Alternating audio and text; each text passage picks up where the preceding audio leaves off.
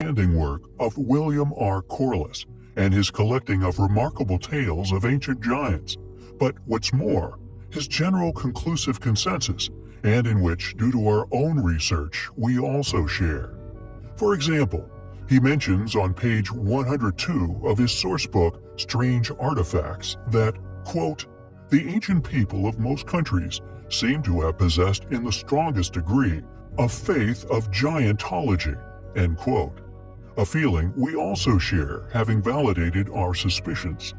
He goes on to mention a tale of the astonishing size of the statues, said to have represented the beings who once dwelled within the true ancient Egypt. Quote, in front of the portals of the Palace of Karnak are gigantic human statues, and in one of the courts are 12 immense stone figures, each 52 feet high. The adjacent palace of Luxor has 2 granite statues 38 feet high at the entrance. In the ruins near Thebes are 3 huge figures, now thrown down, one being 64 feet high, and in the Palace of Parthenon of Athens, many years before Christ, was a statue of Minerva 36 feet high. The Temple of Olympia contained a seated statue of a god who rose almost to the ceiling, which would have made it some 68 feet high. End quote. He mentions that entering these places gives one the impression that they are entering the past dwelling place of giants. Yet, what he goes on to say was found is astounding. Gaius Plinius Secundus, called Pliny the Elder, was a Roman author, naturalist, and natural philosopher, and naval and army commander of the early Roman Empire, and a friend of the Emperor Vespasian. He wrote the Encyclopedic Naturalis Historia, which became an editorial model for encyclopedias. He states that after an earthquake in a Crete mountain, witnessed the complete intact remains of an ancient giant some 46 cubits long, or 60 to 70 feet tall.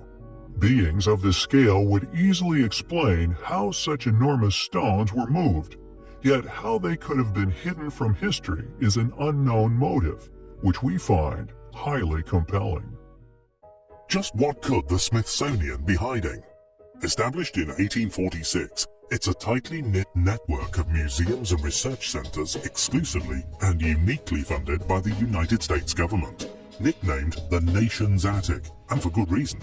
Made up of 19 museums, 9 research centers, and even a zoo, it's the official resting place for over 154 million historically valuable items. With an annual budget of around $1.2 billion public dollars, 2/3 of which coming from annual federal appropriations, it's safe to say that if the Institute needed to hide something, it would undoubtedly have the financial clout to do so. Through the years, the meddling in which the Institute has been reportedly involved in can be seen as not only overwhelming, but condemning of a hidden agenda. During our extensive research into alternative and controversial historical discoveries, we've often been confronted with such statements as, the Smithsonian people will be highly pleased to get their hands on this. Though unfortunately, these sorts of condemning phrases have all but disappeared from mainstream media as the years have passed, they still do indeed exist within newspaper archives, stored within the libraries of Earth, and thankfully there are many of them. As time has passed, reports of this involvement have become more and more elusive. This could be seen as a direct correlation with advancements within modern communications, the birth of the internet, along with many other forms of learning, subsequently aiding in the distribution of said information, growing awareness of these reports exponentially. As a result, more in-depth and heightened understandings of evolution theory and the protection thereof becomes more developed and entwined with such institutions. Profiteers from these lies become guardians of secrets which could destroy their status, clearly lending to the possibility and motive for a cover-up. Although reports which hit the internet in 2014 claimed a Freedom of Information Act had revealed that the Smithsonian had covered up the remains of thousands of giants was eventually debunked. The flurry of attention it has created surrounding the topic, an allegation which we personally know to be accurate, has aided tremendously in the search for the truth surrounding these accusations. A source we highly recommend is a book by Richard J. Dewhurst, titled the ancient giants who ruled America, the missing skeletons, and the Great Smithsonian cover-up. It can not only be seen as a go-to resource for evidence of a race of ancient giants, but it also details the thousands of giant skeletons that have been found, particularly within the Mississippi Valley, as well as within the ruins of the giant cities over the past few centuries.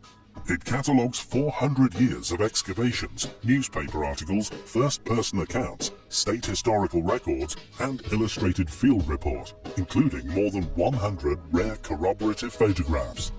It reveals that not only was North America once ruled by an advanced race of giants, but also that the Smithsonian has been actively suppressing this physical evidence for nearly 150 years. Dewhurst shows how this suppression began shortly after the Civil War and transformed into an outright cover-up, this being due to Major John Wesley Powell, who was appointed Smithsonian Director, a strict pro-evolutionist. And finally, the 1920s discovery on Catalina Island, a megalithic burial complex with 6,000 years of continuous burials involving over 4,000 giant skeletons, including a succession of kings and queens, some more than 9 feet tall. The evidence for which he claims, and with good reason, is hidden in the restricted access evidence rooms at the Smithsonian. We have in the past covered the fascinating legends, and indeed recovered artifacts, that have been found over the years within the Ecuadorian cave system, known locally as Cueva de los Tallos. The legends of the cave nearly all surround hidden treasures of lost, ancient, and giant civilizations, including the deposit of an ancient yet inexplicable library room made entirely from a curious metallic formula, with caves with an intrigue strong enough to even attract the attention of the first man on the moon, Neil Armstrong. One began to wonder whether these legends be true, and when you bring Father Crespi's collection into the fold, the flurry of interest surrounding these legends, and indeed the artificial nature of some of the portions of the cave itself, all become easily explainable via such motives of discovery. Father Crespi, as the title would suggest, was a religious man, and one who was highly philanthropic, and also incredibly interested in the artifacts of antiquity.